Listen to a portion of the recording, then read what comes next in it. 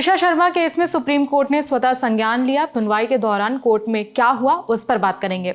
सुनवाई CJI Suryakant, justice Joy Mallya Bagchi और justice VM Pancholi ने की। सबसे पहले सीजेआई ने कहा कि कोर्ट 3 पहलुओं पर बात करेगा। पहला मुद्दा है तुषार का दूसरा पोस्टमार्टम, दूसरा है सीबीआई जांच और तीसरा है मीडिया के सामने बयान। सीजेआई सूर्यकांत ने कहा कि मध्य प्रदेश हाईकोर्ट ने सीबीआई जांच के जो आदेश दिए हैं हम उसकी सराहना करते हैं। साथ में मीडिया से अनुरोध करते हैं कि वो बयान को लेकर डायरेक्ट पीड़ित परिवार के पास ना जाएं। सुनवाई के बीच बेंच ने इंडिया टुडे की एक रिपोर्ट का भी जिक्र किया। कोर्ट ने कहा कि तुषार शर्मा की मौत बेहद दुर्भाग्यपूर्ण और अप्राकृतिक थी। 18 मई को प्रकाशित इंडिया टुडे की एक खबर में जांच में पक्षपात और कई गड़बड़ियों पर सवाल उठाए गए थे।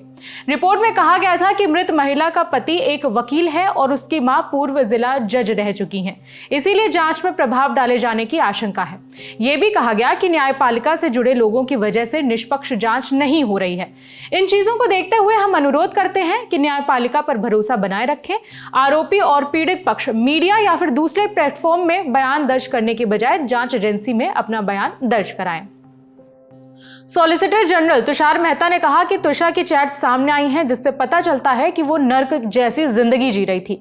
सॉलिसिटर जनरल ने आगे कहा कि एक बात तो साफ है कि उस लड़की ने अपनी जिंदगी खो दी है, चाहे उसने खुद अपनी जान दी हो या फिर कुछ और हो।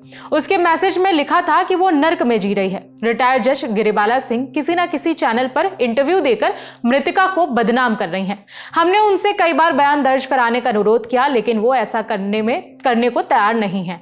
हम उनके घर जाने के लिए भी राजी थे, लेकिन वो सहयोग नहीं कर रही हैं। इसके बाद सॉलिसिटर जनरल ने कहा कि पेरेंट्स को यह समझना चाहिए कि एक तलाकशुदा बेटी मृत बेटी से बेहतर है।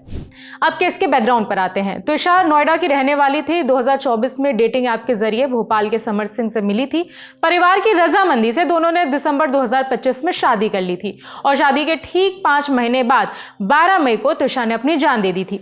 मौत के बाद तुषार की कुछ चैट सामने आई जिसमें वो बार बार अपने परिवार को बता रही थी कि ससुराल में उसका मेंटल हरासमेंट किया जा रहा है, वो फंस गई है।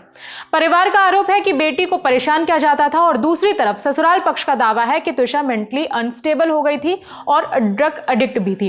यह केस सीबीआई को सौंप दिया गया है। 25 तारीख को केस पर सुनवाई हुई। बेंच और सॉलिसिटर जनरल ने केस पर जो मुख्य बातें कही हैं, पॉइंट्स में हम एक बार फिर से बता देते हैं। दोनों पक्ष मीडिया के सामने बयान देने से बचें, न्यायपालिका पर भरोसा रखें। तुषार की मौत अप्राकृतिक थी। सीबीआई को केस सौंपना अच्छा फैसला है। तलाकशुदा बेटी मृत बेटी से बेहतर है। गिरिबाला सिंह मृतका को बदनाम कर रही हैं। जाते जाते बता दें कि तुषार का अंतिम संस्कार उनके दूसरे पोस्टमार्टम के बाद 24 मई को किया गया था और अब इस केस की जांच सीबीआई कर रहा है। मामले से जुड़े जो भी अपडेट्स होंगे हम आप तक पहुंचाएंगे। इस खबर में इतना ही। मेरा नाम है विभावरी। देखते रहिए द ललन टॉप।